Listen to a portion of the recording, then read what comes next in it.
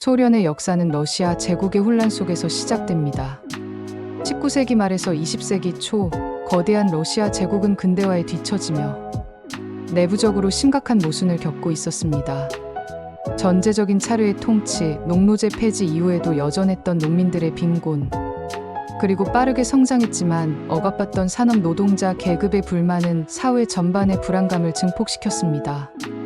특히 1905년 러일 전쟁에서의 패배와 피해 일요일 사건은 차르 체제에 대한 불만을 폭발시키는 기폭제가 되었습니다. 피해 일요일은 평화로운 시위대가 군대의 발포로 학살당한 사건으로 러시아 전역에 혁명의 불씨를 지폈습니다. 결국 차르는 제한적인 의회를 허용하는 등 개혁 신용을 했지만 근본적인 해결책은 되지 못했습니다.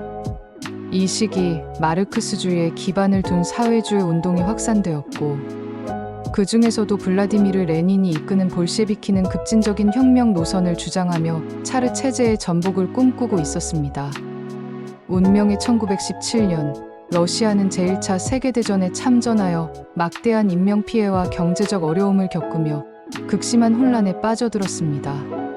전쟁은 차르 체제의 무능함을 극명하게 드러냈고 마침내 혁명의 불꽃이 터져 올랐습니다. 식량 부족과 전쟁에 대한 불만이 폭발하면서 수도 페트로그라드에서 대규모 시위와 파업이 발생했습니다. 군대마저 시위대에 합류하면서 차르 니콜라이 2세는 결국 퇴위했고 로마노프 왕조의 300년 역사는 막을 내렸습니다. 임시정부가 수립되었지만 전쟁 지속 여부와 토지 문제 등 산적한 과제를 해결하지 못하며 혼란은 계속되었습니다. 동시에 노동자와 병사들의 평유인 소비에트가 곳곳에서 조직되어 이중 권력 체제가 형성되었습니다. 레닌이 이끄는 볼셰비키는 모든 권력을 소비에트로 라는 구호를 외치며 임시정부를 전복할 기회를 엿보고 있었습니다. 1917년 11월 7일 볼셰비키는 무장봉기를 일으켜 임시정부를 전복하고 권력을 장악했습니다. 이는 인류 역사상 최초의 사회주의 혁명으로 기록됩니다.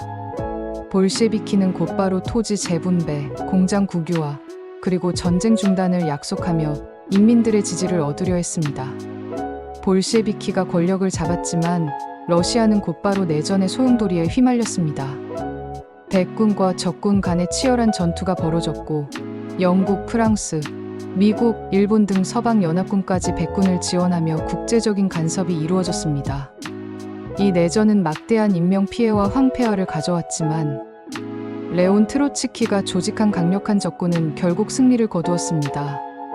내전이 끝난 1922년 12월 30일 볼셰비키는 러시아를 중심으로 우크라이나, 벨라루스 등 여러 사회주의 공화국들을 통합하여 소비에트 사회주의 공화국 연방, 즉 소련을 정식으로 선포했습니다. 레닌은 초대 국가 원수로서 새로운 국가 건설의 기틀을 마련했습니다. 그는 신경제 정책을 통해 일시적으로 시장 경제 요소를 도입하는 등 유연한 정책을 폈습니다. 하지만 1924년 레닌이 사망하자 권력 투쟁이 시작되었습니다. 결국 이오시프 스탈린이 정적들을 제거하고 절대 권력을 장악했습니다. 스탈린 시대는 소련 역사상 가장 어둡고 동시에 가장 극적인 발전이 이루어진 시기였습니다. 스탈린은 일국사회주의를 주창하며 강력한 중앙집권적인 통치 체제를 확립했습니다. 그는 소련을 단기간에 산업강국으로 만들겠다는 목표 아래 5개년 계획을 추진했습니다.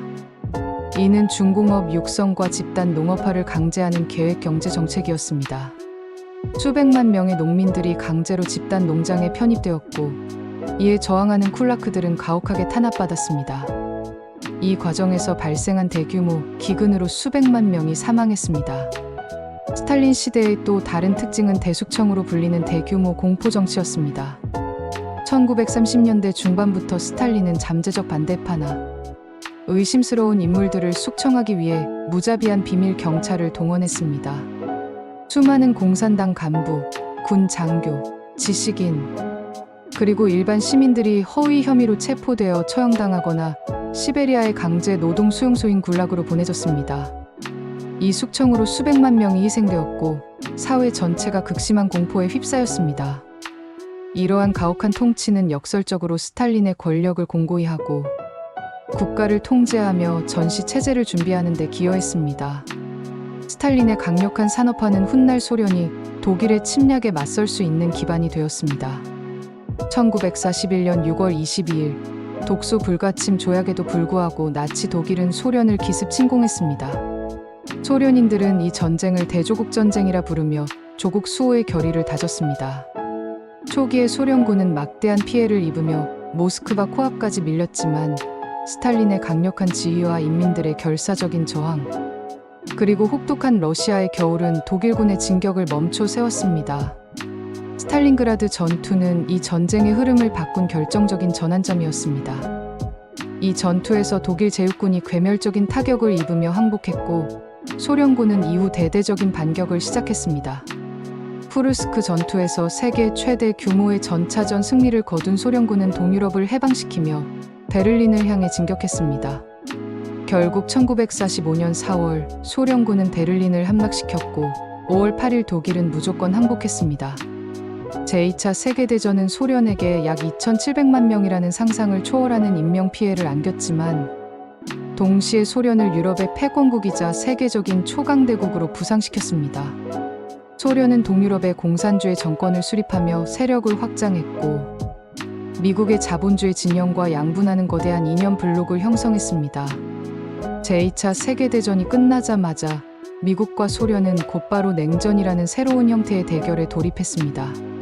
직접적인 군사 충돌은 없었지만 양국은 정치, 경제, 군사, 이념, 과학 등 모든 분야에서 치열하게 대립했습니다. 윈스턴 처칠의 철의 장막 발언처럼 유럽은 동서로 분단되었고 독일은 동독과 서독으로 나뉘었습니다. 소련은 동유럽 국가들을 위성국으로 삼아 바르샤바 조약기구를 창설하여 서방의 북대서양조약기구에 맞섰습니다. 양국은 핵무기 개발과 대량 생산에 돌입하며 상호학증 파괴라는 공포의 균형을 유지했습니다. 미사일, 잠수함, 전투기 등 군사 기술 경쟁이 격화되었습니다. 소련은 1957년 인류 최초의 인공위성 스푸트니크 2로 발사에 성공하고 1961년에는 인류 최초의 우주인 유리 가가린을 배출하며 우주 경쟁에서 한 발 앞서 나갔습니다. 한국 전쟁, 베트남 전쟁, 아프가니스탄 전쟁 등 세계 곳곳에서 미국과 소련은 직접 싸우기보다는 대리전을 통해 자신의 영향력을 확대하려 했습니다. 소련이 쿠바에 핵미사일 기지를 건설하려 하자 미국이 이를 봉쇄하며 인류가 핵전쟁 직전까지 갔던 최악의 위기였습니다.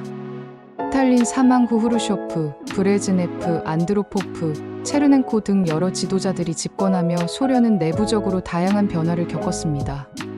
후르쇼프는 스탈린 격하 운동을 벌였고 브레즈네프 시대에는 정체의 시대라 불리는 장기적인 침체가 시작되었습니다.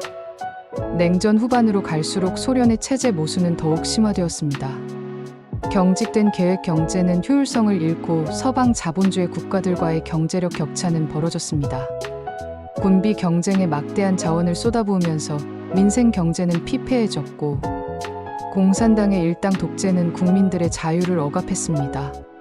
1985년 미하일 고르바초프가 소련 공산당 서기장에 취임하면서 개혁의 바람이 불기 시작했습니다.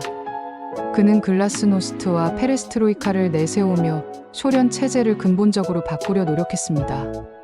정치적 자유를 확대하고 경제 체제의 시장 요소를 도입했으며 대외적으로는 서방과의 관계 개선을 추진하며 냉전 종식에 기여했습니다. 그러나 고르바초프의 개혁은 이미 너무 늦은 것이었습니다.